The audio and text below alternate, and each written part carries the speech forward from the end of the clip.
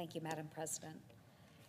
Madam President, the current permitting process in the United States is as outdated as that 70s shag carpet in your grandma's house. It's true. A lot has changed since that old rug, known as the National Environmental Policy Act, was installed in 1970. Today, the Democrats like to preach that America is ready for the green energy revolution. But the facts just don't line up. Case in point, more than 92% of energy projects currently backlogged in the permitting process are solar and wind projects.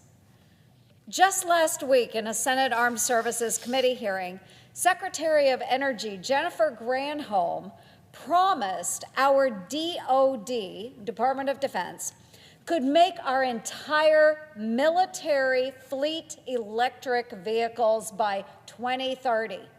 All of them electric by 2030, just a little under 7 years from now. I pressed her on how in the world our Pentagon could accomplish this in that short time frame, and frankly, why it's a top priority for our nation's military in the first place. Folks, right now, China controls the EV supply chain. The communist regime produces about 75% of all lithium-ion batteries that power those electric vehicles.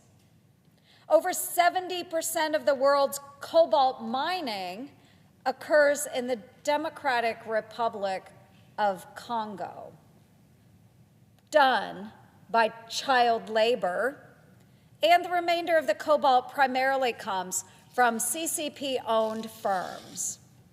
And to mine all of these minerals, China relies on slave labor. This is absolutely unacceptable. Increasing reliance on the Chinese Communist Party and supporting their malign actions is a non-starter.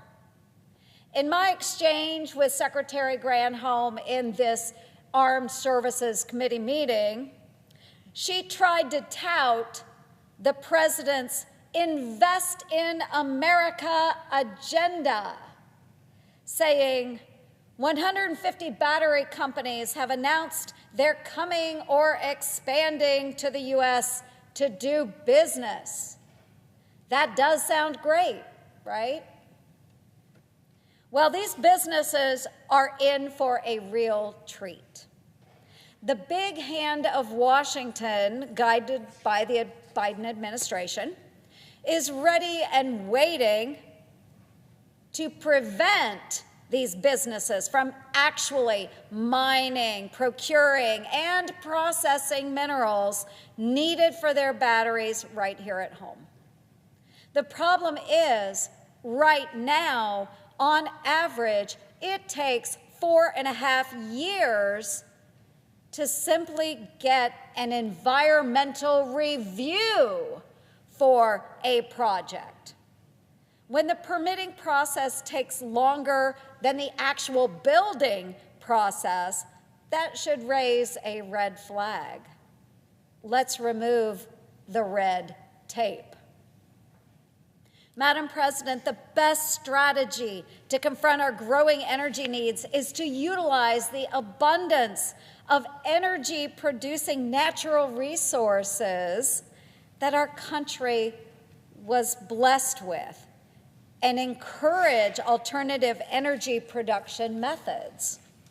By increasing the use of renewables, like homegrown Iowa biofuel, and building on the advances in energy efficiency, we have the ability to pursue an energy strategy right here in America that creates jobs, lowers costs, and reduces our dependence upon our foreign adversaries like China. New clean energy projects bring economic benefits and jobs to rural areas, including my home state of Iowa. The Biden administration claims to build back better, but in today's reality, we simply can't build anything. It's time we pass common sense permitting reform and get Washington bureaucrats out of the way. Thank you, Madam President. I yield the floor.